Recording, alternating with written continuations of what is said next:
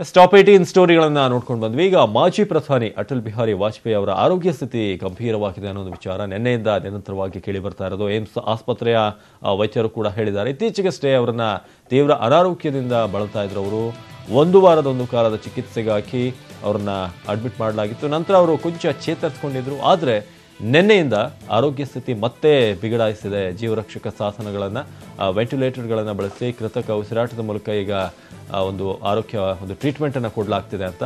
ಕಳೆದ 24 ಗಂಟೆಗಳಲ್ಲಿ ಅವರ ಆರೋಗ್ಯ ಸ್ಥಿತಿಯಲ್ಲಿ ತೀವ್ರವಾದಂತಹ ಕುಸಿತವಾಗಿದೆ ಅಂತ ಏಮ್ಸ್ನ ವೈದ್ಯರು ಹೆಲ್ತ್ ಬುಲೆಟಿನ್ ಬಿಡುಗಡೆ ಮಾಡಿದ್ದಾರೆ. ಏಮ್ಸ್ ಆಸ್ಪತ್ರೆಗೆ ಪ್ರಧಾನಿ ನರೇಂದ್ರ ಮೋದಿ ಹಾಗೂ ಕೇಂದ್ರ ಸಚಿವರು ಭೇಟಿ ಕೊಟ್ಟು ವಾಜಪೇಯಿ ಅವರ ಆರೋಗ್ಯ ವಿಚಾರಿಸಿದ್ದಾರೆ.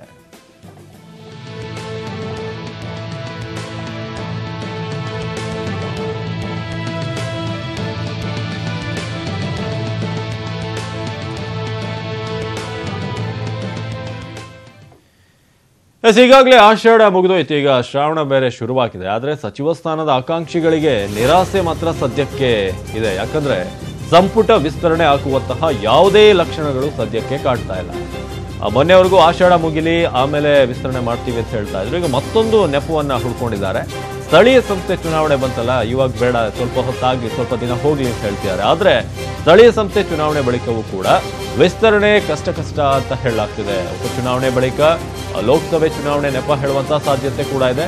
ಹಾಗಾಗಿ ಮಂತ್ರಿ ಆಗುವಂತ ಆಸೆ ಕಂಡಂತವರು, ಕನಸು ಕಂಡಂತವರಿಗೆ ಈಗ ಮತ್ತೆ ನಿರಾಸೆ. ಯಾಕಂದ್ರೆ ಅದರಲ್ಲಿ ಸಾಕಷ್ಟು ಜನ MB ಪಾಟೀಲ್, ಸತೀಶ್ ಜಾರಕಿಹೊಳಿ ಸೇರಿದಂತೆ ಬಹಳಷ್ಟು ಜನ ನಿರಾಸೆಯನ್ನ ಅನುಭವಿಸಿದ್ರು.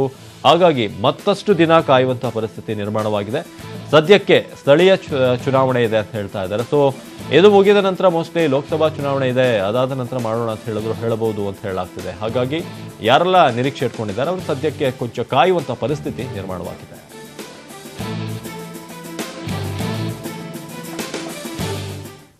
ಸದ್ಯಕ್ಕೆ ರಾಜ್ಯ ರಾಜಕೀಯದಲ್ಲಿ ಇಂತಹ ಪರಿಸ್ಥಿತಿ ಇದ್ರೆ ಹವಾಮಾನದ ಪರಿಸ್ಥಿತಿ ಬಹಳ ಬಿಗಡಾಯಿಸ್ತಾ ಇದೆ. ಕೊಡಗಿನಲ್ಲಿ ಮಳೆ ಆರ್ಭಟ ಮತ್ತೆ ಮುಂದುವರೆದಿರೋದು. ಭಾರೀ ಮಳೆಗೆ ಅಲ್ಲಿ ಕೊಡಗಿನ ಜಿಲ್ಲೆ ಅಕ್ಷರಶಃ ತತ್ತರಿಸಿ ಹೋಗಿದೆ. ಜಿಲ್ಲೆಯ ಸೇತುವೆಗಳು ನೀರಿನಿಂದ ಜಲಾವೃತವಾಗಿರುವಂತಹದ್ದು ನೀವೀಗ ನೋಡ್ತಾ ಇರುವಂತಹ ದೃಶ್ಯಗಳಿದು. ನದಿಗಳು ಅಪಾಯದ ಮಟ್ಟವನ್ನು ಮೀರಿ ಹರಿತಿದ್ದಾವೆ. ಒಂದ್ ಕಡೆ ಭಾರೀ ಮಳೆ, ಇನ್ನೊಂದು ಕಡೆ ಗಾಳಿ. ಮನೆಗಳೇ ಈಗ ಸಾಕಷ್ಟು ಮನೆಗಳು ಧರೆಗುರುಳಿರೋದು. ಇನ್ನು ಹಾರಂಗಿ ಜಲಾಶಯಕ್ಕೆ ಒಳಹರಿವಿನ ಪ್ರಮಾಣ ಹೆಚ್ಚಾಗಿದ್ದು ಡ್ಯಾಂನಿಂದ ನದಿಗೆ 40,000 ಕ್ಯೂಸೆಕ್ ನೀರನ್ನು ಬಿಡಲಾಗ್ತಿರೋದು. ಹೀಗಾಗಿ ಕುಶಾಲನಗರ ಭಾಗದ ಜನರಲ್ಲಿ ತೀವ್ರವಾದಂತಹ ಆತಂಕ ಮನೆ ಮಾಡಿದೆ. ಅಲ್ಲದೆ ಜಿಲ್ಲಾಡಳಿತ ಹೈ ಅಲರ್ಟ್ ಅನ್ನ ಘೋಷಣೆ ಕೂಡ ಮಾಡಿದೆ. ಇಂದು ಕೂಡ ಜಿಲ್ಲೆಯ ಶಾಲಾ ಕಾಲೇಜುಗಳಿಗೆ ರಜೆಯನ್ನು ನೀಡಲಾಗಿದೆ.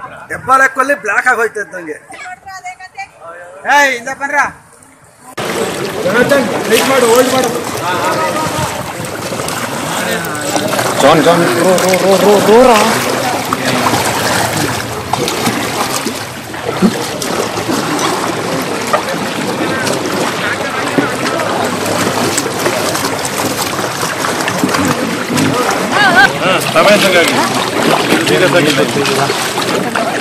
ಗಾಳಿಗೂ ಕಮ್ಮಿ ಆಯ್ತು.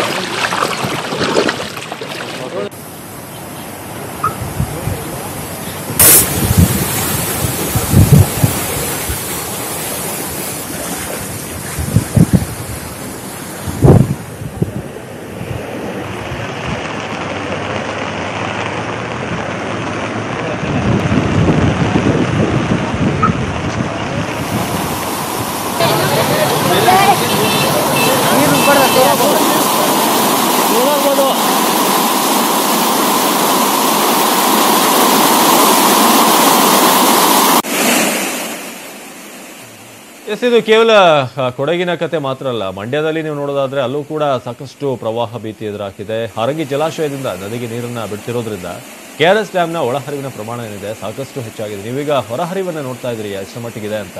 ನದಿಗೆ 1,20,000 ಕ್ಯೂಸೆಕ್ನಷ್ಟು ಹೆಚ್ಚಿನ ನೀರನ್ನ ಬಿಡಲಾಗ್ತಾ ಇದೆ. ಇದರಿಂದ ಕಾವೇರಿ ತೀರದ ಒಂದಷ್ಟು ಗ್ರಾಮಗಳೇನಿದಾವೆ ಅಲ್ಲಿ ಪ್ರವಾಹದ ಭೀತಿ ಇದೆ ಈಗಾಗಲೇ ಉಂಟಾಗಿರೋದು.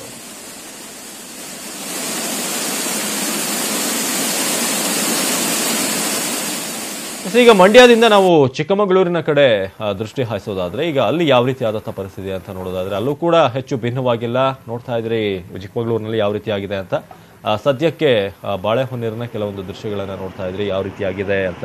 ಚಿಕ್ಕಮಗಳೂರಿನ ಪ್ರಮುಖವಾದಂತಹ ಒಂದು ಏರಿಯಾ ಅದು. ಅಲ್ಲೂ ಕೂಡ ರಸ್ತೆ ತುಂಬೆಲ್ಲ ನೀರು ಇದೆ. ನದಿಗೆ 1 ಲಕ್ಷ ಹೆಚ್ಚು ಕ್ಯೂಸೆಕ್ ನೀರನ್ನು ಬಿಡಲಾಗ್ತಿದೆ. ಜಿಲ್ಲೆಯ ಬಹುತೇಕ ಸೇತುವೆಗಳು ಇದೀಗ ಮುಳುಗಡೆ ಹಾಕಿದ್ದು, ಬಾಳೆಹೊನ್ನೂರು ಸಮೀಪದ ಎಲೆಕಲ್ ಬಳಿ ಬೃಹತ್ ಮರವೊಂದು ಕುಸಿದು ಬಿದ್ದಿದೆ. ಅದೇ ರೀತಿಯಾಗಿ ಅದರ ಪರಿಣಾಮ ಈಗ ಶೃಂಗೇರಿ ಚಿಕ್ಕಮಗಳೂರು ಸಂಚಾರ ಬಂದ್ ಆಗಿದೆ. ಇದರಿಂದ ವಾಹನ ಸವಾರರು ಪರದಾಡುವಂತಹ ಪರಿಸ್ಥಿತಿ ನಿರ್ಮಾಣವಾಗಿದೆ. ಅಲ್ಲದೆ ಮಳೆ ಹಾನಿ ವೀಕ್ಷಿಸಿದಂಥ ಉಸ್ತುವಾರಿ ಸಚಿವರಿಗೂ ಕೂಡ ಬಿಸಿ ತಟ್ಟಿತ್ತು. ಬಳಿಕ ಅರಣ್ಯ ಇಲಾಖೆ ಮತ್ತು ಲೋಕೋಪಯೋಗಿ ಇಲಾಖೆಯ ಸಿಬ್ಬಂದಿ ಮರವನ್ನು ತೆರವು ಮಾಡಿದ್ರು. ನಂತರ ಬಾಳೆಹೊನ್ನೂರು, ಮಾಗುಂಡಿ, ಕಟ್ಟಿಗೆರ ಮೂಲಕ ಸಚಿವ ಜಾರ್ಜ್ ಬೆಂಗಳೂರಿಗೆ ವಾಪಸ್ಸಾಗಿದ್ದಾರೆ. ಇನ್ನು ಮೂಡಿಗೆರೆ, ಶೃಂಗೇರಿ, ಕೊಪ್ಪ, ಎನ್ಆರ್ಪುರ ಮತ್ತು ತರೀಕೆರೆ ಭಾಗದಲ್ಲಿ ಬಿಟ್ಟು ಮಳೆ ಸುರಿತಾ ಇದೆ. ಭದ್ರಾ, ತುಂಗಾ, ಹೇಮಾವತಿ ನದಿಗಳು ಈಗಾಗಲೇ ನೀವು ನೋಡ್ತಾ ಇದ್ರಿ ಯಾವ ರೀತಿಯಾಗಿ ತುಂಬಿ ಹರಿತಿದೆ ಅಂತ. ಈಗ ಜಾರ್ಜ್ ಅವರು ನಿನ್ನೆ ಭೇಟಿ ಕೊಟ್ಟಂತ ಒಂದು ದೃಶ್ಯವನ್ನು ನೋಡ್ತಾ ಇದ್ದಾರೆ.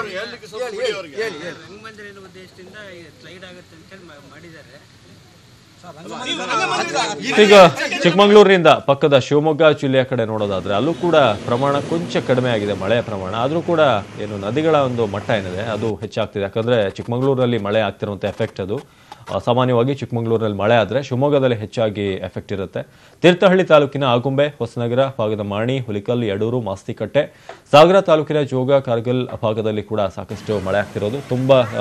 ತುಂಬಾ ಮಳೆ ಆಗ್ತಿರೋದ್ರಿಂದ ತುಂಗಾ ನದಿಯಲ್ಲಿ ಸ್ವಲ್ಪ ಮಟ್ಟಿಗೆ ನೀರು ಈಗ ಕೊಂಚ ಕಡಿಮೆ ಆಗಿದೆ, ಮಳೆ ಕಡಿಮೆ ಆಗಿರೋದ್ರಿಂದ. ಲಿಂಗನಮಕ್ಕಿ ಅಣೆಕಟ್ಟಿನ ಒಳಹರಿವು ಕೂಡ ಇಳಿಮುಖವಾಗಿದ್ದು ಹೊರಹರಿವು ಸುಮಾರು 18,000 ಇದೆ ಕ್ಯೂಸೆಕ್. ಭದ್ರಾವತಿಯಲ್ಲಿ ಹೊಸ ಸೇತುವೆ ಬಳಿ ನದಿ ತೀರದ 20ಕ್ಕೂ ಹೆಚ್ಚು ಮನೆಗಳು ಮುಳುಗಿದ್ದಾವೆ.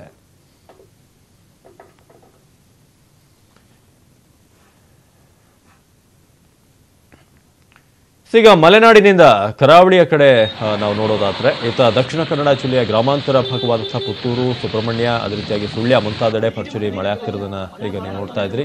ಚಾರ್ಮಾಡಿ, ಶಿರಾಡಿ ಘಾಟ್ನಲ್ಲೂ ಕೂಡ ಬಿಟ್ಟು ಬಿಡದೆ ನಿರಂತರವಾಗಿ ಮಳೆ ಬರ್ತಿರೋದ್ರಿಂದ ಗುಡ್ಡಗಳು ಕುಸಿತಿದ್ದಾವೆ. ಇದರಿಂದ ವಾಹನ ಸವಾರರು ಒಂದೆಡೆಯಿಂದ ಮತ್ತೊಂದೆಡೆ ಹೋಗೋದು ಯಾವ ರೀತಿ ಅನ್ನೋದೊಂದು ಪ್ಲಾನಿಂಗೇ ಮಾಡೋಕ್ಕೆ ಕಷ್ಟ ಆಗ್ತಿದೆ ಅಲ್ಲಿ. ಇನ್ನು ಮಂಗಳೂರು, ಬಂಟ್ವಾಳದಲ್ಲಿ ಮಳೆಯ ಪ್ರಮಾಣ ಕೊಂಚ ಇಳಿಮುಖವಾಗಿದೆ. ಇವತ್ತಿನ ಬೆಳಗ್ಗಿನ ಒಂದು ವಿಚಾರವನ್ನು ಹೇಳೋದಾದ್ರೆ ಕೊಂಚ ಮಳೆ ಇಳಿಮುಖವಾಗಿದೆ. ಆದರೆ ನೀರಿನ ಒಂದು ನದಿಗಳ ಒಂದು ಏನಿದೆ ಏರಿಳಿತ ಅದು ಇನ್ನೂ ಕೂಡ ಕಡಿಮೆ ಆಗಿಲ್ಲ ಅಂತ ಹೇಳಿದೆ. ಯಾಕಂದ್ರೆ ಮಳೆ ನಿಂತರೂ ಕೂಡ ನದಿಯ ಮಟ್ಟ ಅಷ್ಟು ಬೇಗ ಕಡಿಮೆ ಆಗೋದಿಲ್ಲ.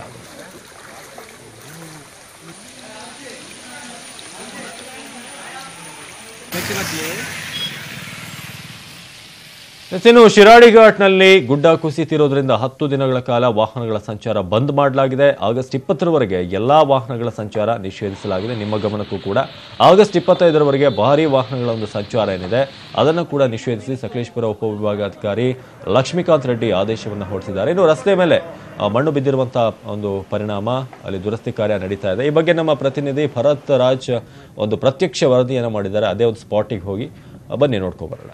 ಗುಡ್ಡ ಕುಸಿತ ಹಾಗೂ ನೀರಿನ ಸಮಸ್ಯೆಯಿಂದಾಗಿ ಶಿರಾಡಿ ಹಾಗೂ ಸಂಪಾಜೆ ರಸ್ತೆ ಈಗ ಸದ್ಯಕ್ಕೆ ಬಂದ್ ಮಾಡಲಾಗಿದೆ. ಆದರೆ ಈಗ ಬೆಂಗಳೂರು ಮಂಗಳೂರು ಏನು ಸಂಪರ್ಕ ಮಾಡಲಿಕ್ಕೆ ಒಂದು ಆಪ್ಷನ್ ಇರುವಂತದ್ದು ಮಾತ್ರ ಚಾರ್ಮಾಡಿ ರಸ್ತೆ. ಆದರೆ ನಾವು ಚಾರ್ಮಾಡಿ ರಸ್ತೆ ಕೂಡ ಅಷ್ಟೇ ಅಪಾಯಕಾರಿಯಾಗಿರುವಂತದ್ದು. ಇಲ್ಲಿ ಪ್ರತಿಯೊಂದು ತಿರುವುಗಳು ಕೂಡ ಸಾಕಷ್ಟು ಅಪಾಯಕಾರಿಯಾಗದಲ್ಲದೆ ಇಲ್ಲಿ ಪ್ರತಿಯೊಂದು ತಿರುವುಗಳಲ್ಲಿ ಕೂಡ ಏನು ಗುಡ್ಡ ಕುಸಿತ ಆಗುವಂತಹ ಸಾಕಷ್ಟು ಮತ್ತೆ ಸಾಧ್ಯತೆಗಳು ಇವೆ. ನಾವೀಗ ಚಾರ್ಮಾಡಿಯಲ್ಲೇ ಇದ್ದೇವೆ. ನಾವು ನೋಡ್ಬೋದು ಚಾರ್ಮಾಡಿಯ ಪ್ರತಿಯೊಂದು ಏನು ಕರುವುಗಳು ಎಷ್ಟು ಅಪಾಯಕಾರಿಯಾಗಿರುವಂಥದ್ದು ಅಂದರೆ ಪ್ರತಿಯೊಂದು ಇಲ್ಲಿ ವಾಹನಗಳು ಬರುವಾಗ ಸಾಕಷ್ಟು ಟರ್ನ್ ತಗೊಂಡು ಬರಬೇಕು. ಇಲ್ಲಿ ಪ್ರತಿಯೊಂದು ಟರ್ನ್ ಮಾಡುವಾಗಲೂ ಕೂಡ ಇಲ್ಲಿ ಸಾಕಷ್ಟು ಏನು ಬ್ಲಾಕ್ ಕೂಡ ಆಗುವ ಹೆಚ್ಚಿನ ಸಾಧ್ಯತೆಗಳು ಇರುವಂಥದ್ದು. ಇಲ್ಲಿ ಇದು ದಿನ ಸಮಯದಲ್ಲೇ ಇಂಥ ಸಮಸ್ಯೆಗಳು ಎದುರಾದರೆ ರಾತ್ರಿ ಸಮಯದಲ್ಲಿ ಪರಿಸ್ಥಿತಿ ಯಾವ ರೀತಿಯಲ್ಲಿ ಇರ್ಬೋದು ಅಂತ ನಾವೊಂದು ಊಹಿಸಬಹುದು. ಇನ್ನು ನಾವು ಮತ್ತೊಂದು ಏನು ಪ್ರದೇಶ ನೋಡ್ಬೋದು ಅಂದರೆ ಈ ಹಿಂದೆ ಇಲ್ಲಿ ಚಾರ್ಮಾಡಿಯಲ್ಲಿ ಒಂದು ಗುಡ್ಡ ಕುಸಿತ ಆಗಿರುವಂತದ್ದು. ಈ ಗುಡ್ಡ ಕುಸಿತ ಆಗಿರುವ ಪ್ರದೇಶದಲ್ಲಿ ನಾವು ಇದ್ದೇವೆ. ಯಾವ ಬೃಹತ್ ಮಟ್ಟದಲ್ಲಿ ಇಲ್ಲಿ ಗುಡ್ಡ ಕುಸಿತ ಆಗಿರುವಂತ ನಾವು ನೋಡಬಹುದು. ಈ ಗುಡ್ಡ ಕುಸಿತ ಮತ್ತೆ ಕೂಡ ಇಲ್ಲಿ ಆಗುವ ಎಲ್ಲಾ ಸಾಧ್ಯತೆಗಳಿವೆ. ಕಳೆದ ಬಾರಿ ಏನು ಗುಡ್ಡ ಕುಸಿತ ಆಗಿತ್ತು ಆ ಗುಡ್ಡ ಕುಸಿತ ರಸ್ತೆ ಫುಲ್ ಕವರ್ ಮಾಡುವಂತದ್ದು. ಈ ರಸ್ತೆಯಲ್ಲಿ ಏನು ಮಣ್ಣು ಇಲ್ಲಿ ರಾಶಿ ಬಿದ್ದಿತ್ತು. ಆ ರಾಶಿ ಬಿದ್ದ ಮಣ್ಣನ್ನು ತೆರವುಗೊಳಿಸಲು ಸುಮಾರು 2 ದಿನಗಳ ಕಾಲ ಸಮಯ ತಗುಲಿತ್ತು. ಇದರಿಂದಾಗಿ ಸಾಕಷ್ಟು ಪ್ರಯಾಣಿಕರು ಸಾಕಷ್ಟು ಸಂಕಷ್ಟಕ್ಕೆ ಈಡಾಗಿದ್ರು. ಆಹಾರ ಇಲ್ಲದೆ, ನೀರು ಇಲ್ಲದೆ ಸಾಕಷ್ಟು ಸಮಸ್ಯೆಗಳನ್ನು ಏನು ಎದುರಿಸಿದ್ರು. ಇಂಥದ್ದೇ ಗುಡ್ಡ ಕುಸಿತ ಆಗುವ ಏನು ಚಾನ್ಸಸ್ ಇನ್ನೂ ಕೂಡ ಏನು ಮುಂದಿನ ರಸ್ತೆಗಳಿವೆ. ಇಲ್ಲಿ ಸುಮಾರು 12ಕ್ಕಿಂತಲೂ ಮಿಕ್ಕಿ ಕರುವುಗಳಿವೆ. ಈ ಕರುವುಗಳಲ್ಲಿ ಕೂಡ ಇಂಥದ್ದೇ ಏನು ಗುಡ್ಡ ಕುಸಿತ ಆಗಿರುವಂಥದ್ದು ಪ್ಲೇಸ್ಗಳಿವೆ. ಮತ್ತೆ ಕೂಡ ಇಲ್ಲಿ ಗುಡ್ಡ ಕುಸಿತ ಆಗುವಂತಹ ಎಲ್ಲ ಸಾಧ್ಯತೆಗಳು ಇವೆ. ಇನ್ನು ಪ್ರತಿಯೊಂದು ಈ ರಸ್ತೆಗಳು ಕೂಡ ಇಷ್ಟು ಸಮರ್ಪಕವಾಗಿಲ್ಲ. ಪ್ರತಿಯೊಂದು ರಸ್ತೆಗಳಲ್ಲಿ ಕೂಡ ಗುಂಡಿಗಳು ಬಿದ್ದಿವೆ. ಸಾಕಷ್ಟು ರಸ್ತೆಗಳು ಕೂಡ ಹಾಳಾಗಿವೆ.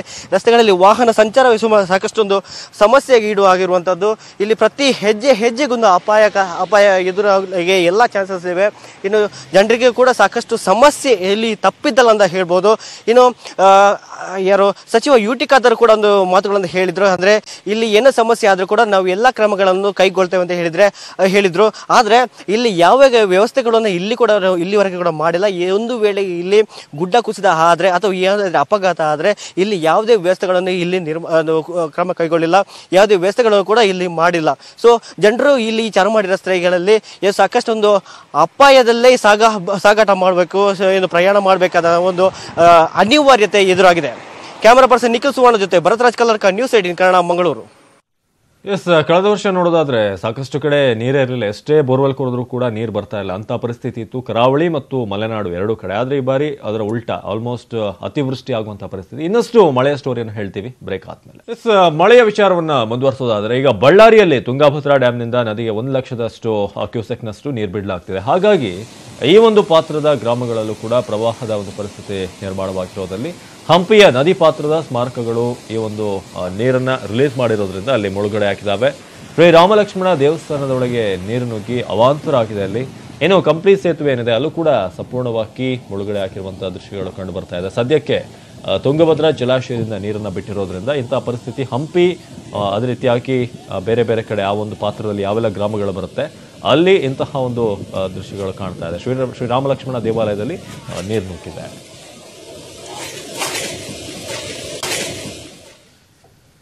ಇನ್ನು ದೇವರನಾಡು ಕೇರಳದಲ್ಲಿ ಮಾತ್ರ ಮಳೆ ಇನ್ನಷ್ಟು ಜಾಸ್ತಿ ಆಗ್ತಾ ಇದೆ. ಆಗಸ್ಟ್ 18ರವರೆಗೆ ಮಳೆ ಆಗುತ್ತೆ ಅನ್ನೋ ಹವಾಮಾನ ಮುನ್ಸೂಚನೆ ಕೂಡ ಇತ್ತು. ಹಾಗಾಗಿ ಭೀಕರ ಪ್ರವಾಹದಿಂದ ಇಡೀ ರಾಜ್ಯವೇ ಇದೀಗ ತತ್ತರಿಸಿ ಹೋಗುವಂತಹ ಒಂದು ಪರಿಸ್ಥಿತಿ ನಿರ್ಮಾಣವಾಗಿದೆ. ಇದುವರೆಗೂ ಕೂಡ ಪ್ರವಾಹಕ್ಕೆ 72 ಮಂದಿ ಬಲಿಯಾಗಿದ್ದಾರೆ. ನಿನ್ನೆ ಒಂದೇ ದಿನವೇ 29 ಮಂದಿಯಲ್ಲಿ ಮೃತಪಟ್ಟಿದ್ದಾರೆ ಅನ್ನೋದು ಮಾಹಿತಿ ಸಿಗ್ತಾ ಇರೋದು. ಕೇರಳದ 14 ಜಿಲ್ಲೆಗಳಲ್ಲಿ ರೆಡ್ ಅಲರ್ಟ್ ಅನ್ನು ಘೋಷಣೆ ಮಾಡಲಾಗಿದೆ. ಇನ್ನು 29 ಕಡೆ ಭೂಕುಸಿತ ಉಂಟಾಗಿದ್ದು, ಇತ್ತ ಕೇರಳ ಏರ್ಪೋರ್ಟ್ಗೂ ಕೂಡ ನೀರು ನುಗ್ಗಿದೆ. ಶನಿವಾರದವರೆಗೂ ಏರ್ಪೋರ್ಟ್ ಬಂದ್ ಮಾಡಲಾಗಿದೆ. ರಸ್ತೆ ರೈಲು ಸಂಚಾರ ಸ್ಥಗಿತವಾಗಿದ್ದು, ಭಾರತೀಯ ಸೇನೆ ಮತ್ತು NDRF ತಂಡಗಳು ರಕ್ಷಣಾ ಕಾರ್ಯಾಚರಣೆಯಲ್ಲಿ ತೊಡಗಿವೆ. 67ಕ್ಕೆ ಒಟ್ಟಾರೆಯಾಗಿ ಈಗ ಸಾವಿನ ಸಂಖ್ಯೆ 67ರಿಂದ 72ರವರೆಗೆ ಅಲ್ಲಿ ಸಾವಿನ ಸಂಖ್ಯೆ ಲೆಕ್ಕ ಸಿಗ್ತಾ ಇದೆ.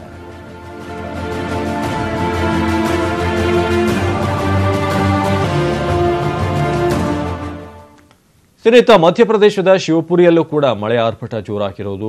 ನಿನ್ನೆ ಪಿಕ್ನಿಕ್ಗೆ ಸುಲ್ತಾನ್ಗಢ್ ವಾಟರ್ ಫಾಲ್ಸ್ಗೆ ಬಂದಿದ್ದಂಥ ಪ್ರವಾಸಿಗರ ಪೈಕಿ 17 ಮಂದಿ ನೀರಿನಲ್ಲಿ ಕೊಚ್ಚಿ ಹೋಗಿದ್ದಾರೆ. 30ಕ್ಕೂ ಹೆಚ್ಚು ಜನರನ್ನ ಅಪಾಯದಲ್ಲಿ ಸಿಲುಕಿದ್ರವರು. ತಡರಾತ್ರಿಯಿಂದ ರಕ್ಷಣಾ ಕಾರ್ಯಾಚರಣೆಯನ್ನು ನಡೆಸಲಾಗ್ತಾ ಇದೆ. ಅಲ್ಲಿ ಅಣೆಕಟ್ಟಿನಿಂದ ಏಕಾಏಕಿ ನೀರನ್ನು ಬಿಟ್ಟ ಹಿನ್ನೆಲೆ ಈ ಘಟನೆ ಸಂಭವಿಸಿದೆ ಅಂತ ಹೇಳಲಾಗ್ತದೆ. ಇನ್ನು ಸ್ಥಳಕ್ಕೆ ಕೇಂದ್ರ ಸಚಿವ ನರೇಂದ್ರ ಸಿಂಗ್ ತೋಮರ್ ಕೂಡ ಭೇಟಿ ಕೊಟ್ಟಿದ್ದು, ನದಿ ನೀರಲ್ಲಿ ಸಿಲುಕಿರುವಂಥವರ ರಕ್ಷಣೆ ಬಗ್ಗೆ ಅಧಿಕಾರಿಗಳ ಜೊತೆ ಚರ್ಚೆಯನ್ನು ಮಾಡಿದ್ದಾರೆ. ಒಂದು ಕಡೆ ನೀವು ನೋಡ್ತಾ ಇದ್ದೀರಿ ಯಾವ ರೀತಿಯಾಗಿ ಅಪಾಯಕ್ಕೆ ಸಿಲುಕೊಂಡಿದ್ದಾರೆ ಅಂತ. ಇನ್ನೊಂದು ಕಡೆ ತೋಮರ್ ಅವರು ಸಚಿವರು ಬಂದು ಅಲ್ಲಿನ ಒಂದು ರಕ್ಷಣಾ ಕಾರ್ಯಾಚರಣೆ ಯಾವ ರೀತಿಯಾಗಿ ಸಾಗ್ತಾ ಇದೆ ಅಂತ ಪರೀಕ್ಷೆ ಮಾಡ್ತಿದ್ದಾರೆ, ಪರಿಶೀಲನೆ ಆಗ್ತಾ ಇದೆ.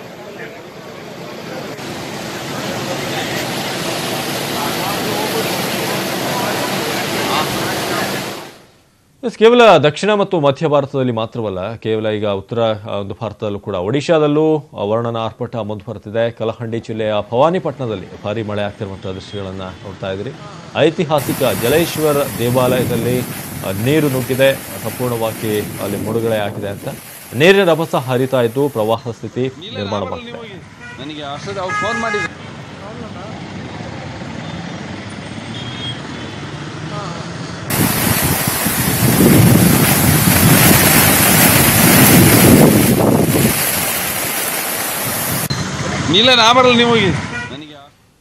ಇನ್ನು ಉತ್ತರಾಖಂಡ್ನಲ್ಲೂ ಕೂಡ ಮಳೆ ಆರ್ಭಟ ಜೋರಾಗಿದೆ. ಹರಿದ್ವಾರದಲ್ಲಿ ಸೇತುವೆ ದಾಟ್ತಾ ಇದ್ದಾಗ ಬಸ್ ಒಂದು ಮುಳುಗಡೆ ಆಗಿದೆ. ಜೊತೆಗೆ ಚಾಲಕನ ಸಮಯ ಪ್ರಜ್ಞೆಯಿಂದ ಬಸ್ನಲ್ಲಿದ್ದಂತಹ ಪ್ರಯಾಣಿಕರಿಗೆ ಯಾವುದೇ ರೀತಿಯಾದಂತಹ ತೊಂದರೆ ಆಗಿಲ್ಲ.